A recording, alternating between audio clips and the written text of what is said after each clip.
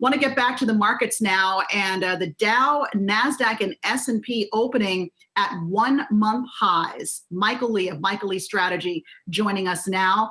Michael, why is the market so enthusiastic here? What is happening that's making investors want to jump back in with both feet?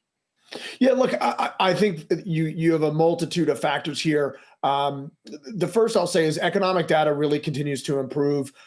We got the ISM non-services number on Monday with a really high reading, 57.5, and both the new orders and production elements of that, the best leading indicators of the service side of the ISM were in the 60s. And then you got to follow on that today with the continuing claims, these weekly claims. I just believe there's a lot of noise in them, as with the non-farm payrolls numbers. There's just so much activity going on.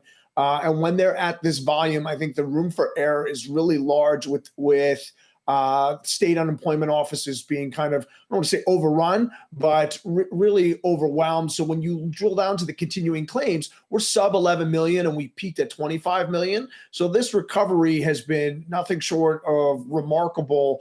Earnings estimates for last quarter were down. We're started at minus 40% and they came in at minus 30. I think this quarter they're somewhere in the minus 30. They'll most likely be better. And then when you look out next year may be the best year of earnings growth going forward.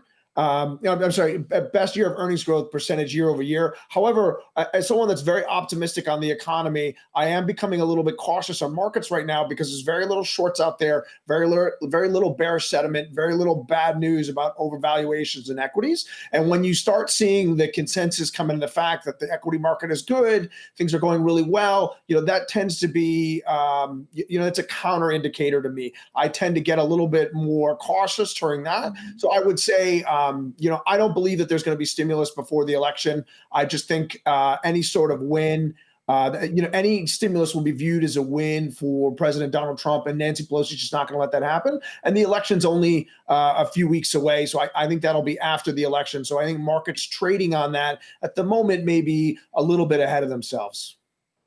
Hey, Michael, I just want to touch on something we were talking about before the break here, and that's the gamma flips that we're seeing here. It has to do with the increase in options trading. It's always been in effect, but it's even more so now. You got the Robin Hooders plus SoftBank, other whales buying tons of options. How is that affecting the behavior of single stocks? Yeah, so I think you're getting more in the indices with that point and the sectors, because a lot of these are futures trades, right? And index trades along that line, which allows a lot of the HFT hedge funds, big money, fast hedge funds. And I don't, so just as a point of opinion, I don't think Robinhooders move anything, right? I think I think big money accounts follow what Robinhooders are doing to figure out where they can basically get some momentum and get somebody to be the second leg of their trades so they can find an exit. So what you're seeing is a lot of pressure and people pushing the market around vis-a-vis options, because when there's massive call buying, the opposing, the way that the options market makers hedge their positions is by shorting the market. So when those call contracts come into the money, they have to cover those shorts. So it pushes the market much higher very, very quickly. And, to the flip side, I think that had a lot to do with the selling that we saw in the month of September, because when those put contracts come into the money, you see a lot of selling for the options market makers to cover those contracts. So you're seeing a lot of, I don't know that I necessarily call it manipulation, but it's not fundamentals moving these markets massively in these directions. It's a lot more of high frequency momentum trading on the back of options, which is something that's newer that we haven't seen in years past from a lot of these big money, high frequency, fast money hedge funds. Mike, what are some of your best stock ideas into the election?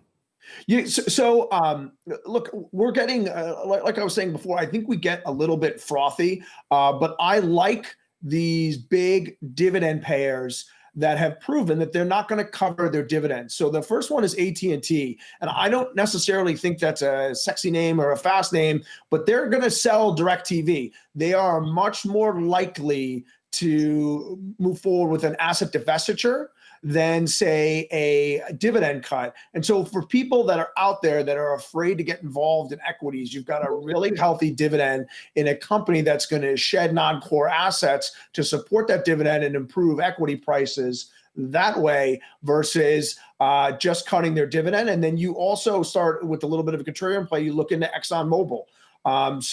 It's energy is not going to zero. These energy companies are not going out of business. And if Exxon was going to cut their dividend, they would have. And so you combine, those names with the favorites in tech. My favorite in tech right now would be an Oracle, a name that hasn't moved that much. So I would be moving more towards a quality trade that I think will continue to work regardless of election outcome. And then on the dividend side, you get paid to watch those trades work out for you. And then the last one is Abbott.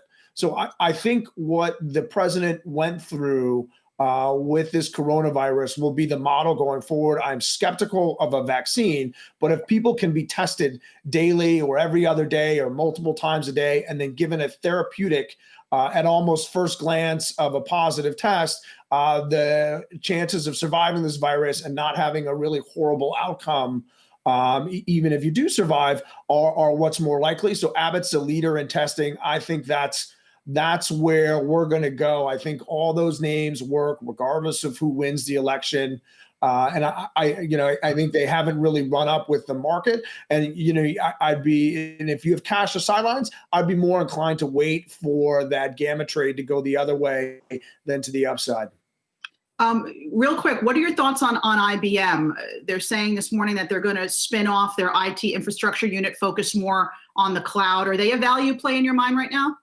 Yeah, so this is a huge pivot for them, right? So IBM has been an acquisition machine for the last decade. As Jared noted earlier, like the stock has been a stick in the mud. I think now this dramatic shift in management strategy is something worth looking at in terms of shedding non-core assets and focusing themselves on where the growth is. And the growth is clearly in the cloud. You've seen that with Microsoft. You've seen that with Amazon. So I definitely would be watching it closer now. I don't know if I'm ready to jump into it right this second. All right. Michael Lee, Chief Strategist at Michael Lee Strategy. Good to see you this morning. Thanks, guys.